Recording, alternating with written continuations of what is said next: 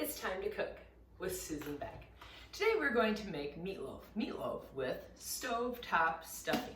This is my absolute favorite meatloaf recipe. I've tried many different ones. My husband has also tried different ones, and we always come back to this one. In fact, when we make a different one, my kids always grumble and complain about why can't we just make the good old standard meatloaf with stovetop stuffing.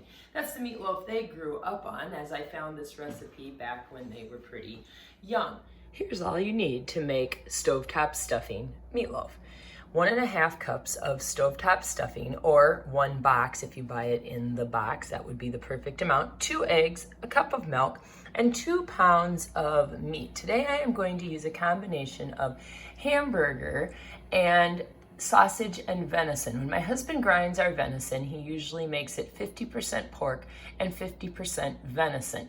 Then I like to add the pound of hamburger to that, so I actually have a 3 meat combo going on in my meatloaf most of the time. The original recipe called for 2 pounds of hamburger. I like to top it off with ketchup and brown sugar. Lots of people dip their meatloaf in ketchup, but I just really like that brown sugar, adding that little sweetness to the ketchup, and I also love that it will be baked on the top of our meat. First into our bowl will go our 1.5 cups of stovetop stuffing. The seasoning on this stovetop stuffing is just perfect. I don't add any other salt, pepper, thyme, nothing else. This is just the right amount of seasoning, and it's a very tasty seasoning for this meat.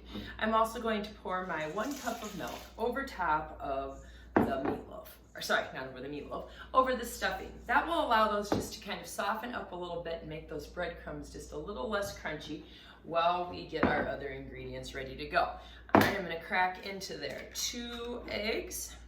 There's 1 and another one for our farm fresh eggs here.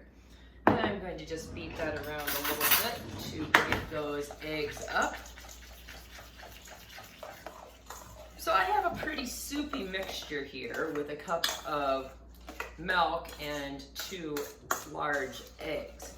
But that will be all absorbed with our meat here as we work that in. So I'm going to put in my pound of hamburger and my pound of 50% venison, 50% sausage. All right. Now, I like to add the meat last, not only because it allows the breadcrumbs to kind of soften up with that milk, but one of the things when you're making meatballs or meatloaf is you really do not want to overwork the meat. Yet at the same time, if I'm using a combination of types of ground meat, I really want those mixed well together so that I don't have big clumps of, oh, here's where the venison is and here's where the hamburger is. I also find that using my hands is the best way to mix up a meatloaf. Of course, when you make meatballs, you would do the same thing of forming them into little balls. So wash your hands well and dig right in. And again, my colors of meat are different a little bit. That venison is a much deeper purplish red, so it's kind of easy to tell if I have like a chunk of some of that not mixed in. All right, that's looking pretty good there.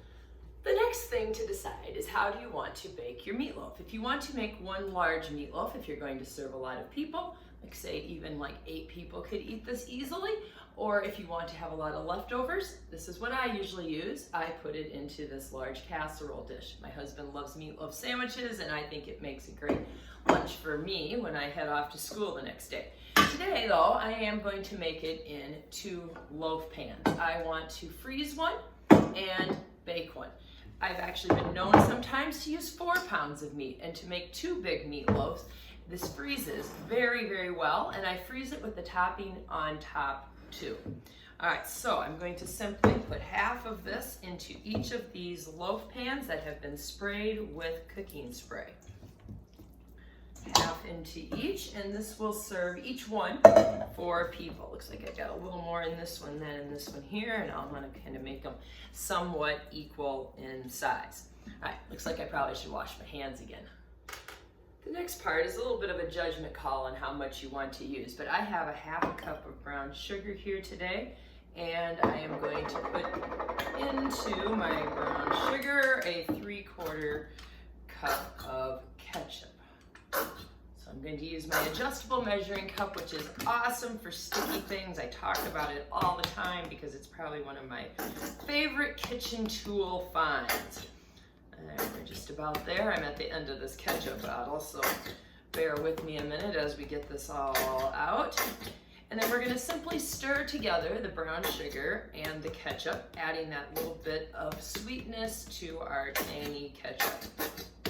All right, and that will be good. We're almost to the top. As I said, it's really kind of up to you a little bit on how much ketchup and brown sugar you use.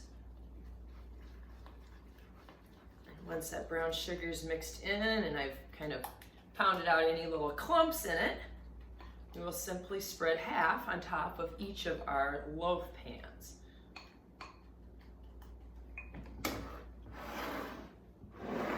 This is a meal that I usually serve with baked potatoes since it has to cook in the oven anyway. Might as well put the potatoes in. And then my favorite vegetable is green bean casserole because that goes into the oven as well. So you might as well maximize the oven heat. And the thing is this whips together so easily, so does green bean casserole. Scrub a few potatoes and you can just walk away for an hour and everything will be done. I usually cook the meatloaf for about an hour. The green bean casserole though, I would only put in for half an hour, but it really can handle the 400-degree heat as well, which is another reason that is my go-to menu when I am making stovetop stuffing meatloaf. Our stovetop stuffing meatloaf is out of the oven and oh, it looks delicious with that coating of brown sugar and ketchup on the top. I've already cut myself a piece here that we're gonna give a try on. Oh, that tangy part there is just perfect. I just love the flavor of this and I love the edges where they just kind of start to coat on the side of the pan. And the seasoning from that stovetop stuffing is just perfect. You don't need to add anything else to this recipe for meatloaf.